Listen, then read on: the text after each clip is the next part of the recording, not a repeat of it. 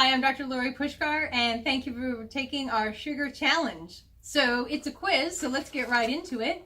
If you have access to a pen and the paper, that would be great. If not, at least follow along by tallying up the quiz questions on your fingers.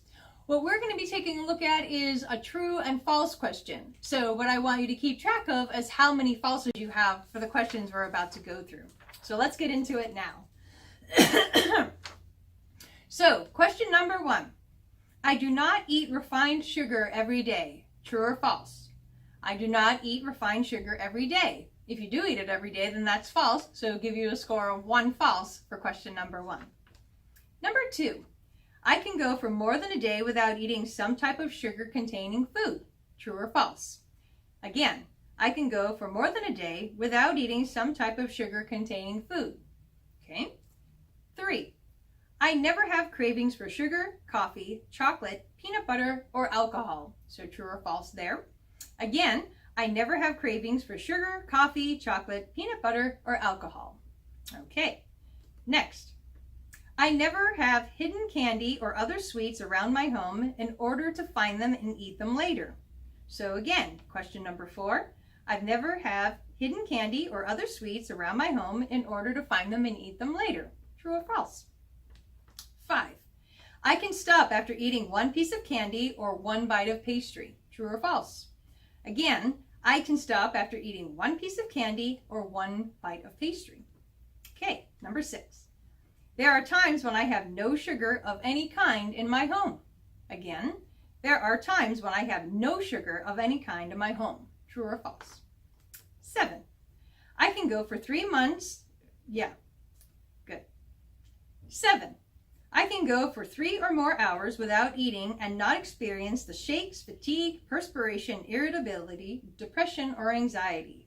So again, I can go for 3 or more hours without eating and not experience the shakes, fatigue, perspiration, irritability, depression, or anxiety. True or false? 8. I can have candy and other sweets in my home and not eat them. True or false? Again, I can have candy and other sweets in my home and not eat them. 9. I do not eat something sweet after each meal. So again, I do not eat something sweet after each meal. Next, I rarely drink coffee and eat donuts or sweet rolls for breakfast. So I rarely drink coffee and eat donuts or sweet rolls for breakfast. True or false? Good. Next question.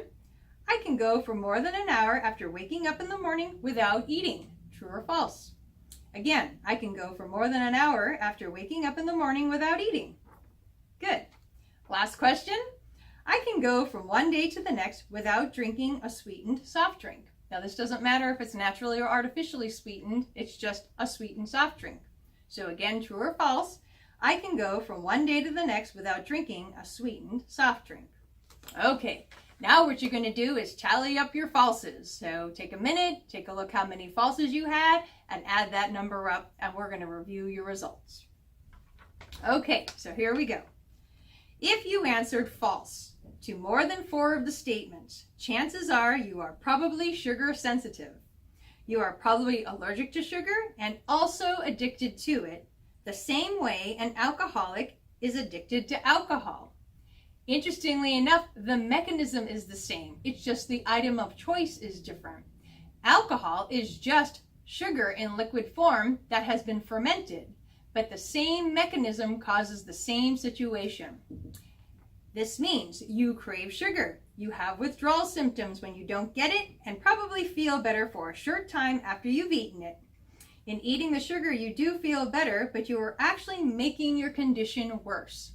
So I'm not here to invalidate you and say you're a raging alcoholic or that you're an addict. What I'm saying is that the biochemical mechanism in the body falls into the same category, that this is a food item that is out of your control, that it actually makes you crave it or want it when you actually don't want to be eating it. This is no different than what the alcoholic runs into. For the most part, the alcoholic does not want to be an alcoholic. It's because of the same biochemical mechanism in the brain that it takes over and makes you crave and want and go and get the particular item that you actually know is bad for you. So it's not a matter of you already know sugar is bad. That's not the issue here. The thing to do about it is educate yourself. There are over 140 reasons why sugar is bad. I have found that an educated patient actually does better than someone who just takes my, recommendations blindly. So you all know sugar is bad. You all know you shouldn't eat it. But guess what? You eat it anyway. And that is because there are some things that you don't understand nor ever learned or anybody ever gave you on what's really going on biochemically in the body. If you understood the vitamin and mineral deficiencies that sugar cause, you might not eat it. If you understood the actual damage it causes to individual organs, you might not eat it. If you understood the mechanism of how it actually creates and perpetuates diseases and illnesses, then you might not eat it. But until you have that information, it's just still kind of a sugar is bad and I shouldn't do it. And how many of us are really going to keep our discipline in on such a broad general statement? Now, let me just give you an example here. Sugar is one of the key elements in the body that, unfortunately, the body has to handle first. So the ultimate goal of your body is to survive, and sugar is probably the thing that makes it survive the least. So how this works in the body is, let's say, for example, is you take a mineral supplement and you're worried about your calcium levels, so you're taking some form of calcium. Well, the way this works in the body is that if you had sugar and you took your calcium supplement, unfortunately, the body can't handle both at the same time. It has to pick one. And in the way this body was designed, guess which one it has to handle first? The sugar. So you had some sugar, you took your calcium supplement, and the body's like, oh, well, we have to take care of that, but okay, let's put the calcium over to the side and we'll handle that in a little while. Let's get rid of the sugar first. So your body metabolizes the sugar, and then it's like, okay, calcium's turn. But what do? You go and you have more sugar. And again, the body's like, oh, well, we were going to go use this calcium, but we got more sugar. All right, well, put the calcium over here, and then let's get this sugar out of the way. Once it does that, then it's time for the calcium. So just about the time the calcium's turn comes about again, you go and you have a cup of coffee or a soft drink with sugar. And the body's like, oh, we have this other, okay, well, let's put the calcium over here. So you never actually get to use the calcium, and or the calcium's nutritional energy and level has expired. So the body's like, oh, this is now old calcium. Well, let's just excrete that out via the bowels and the bladder.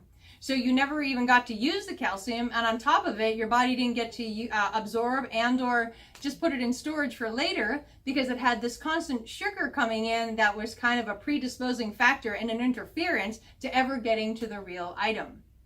The same is true for pain and inflammation, for hot flashes, for headaches. If the body's like, oh, let's go handle the health situation. Let's go give extra circulation and nutrition and energy to the headache, to the hormones, to the thyroid, to the pain, to the joints. But you eat sugar, the body's like, oh, okay, well, we'll go fix that stuff later. Let's handle the sugar. It's like, oh, well, we'll get to the no, we won't get to the hot flashes. Okay, we got to handle the sugar first. So you can see there's this constant conflict between health and symptom that is being directly caused by the sugar.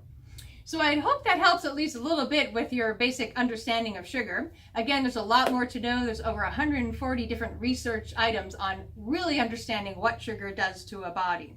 If you would like a copy of that, either call, email, or text, and we can get that out to you, of the 140 reasons on how and why sugar is ruining your health. Thanks for taking our quiz, and we look forward to seeing you soon. Have a great day.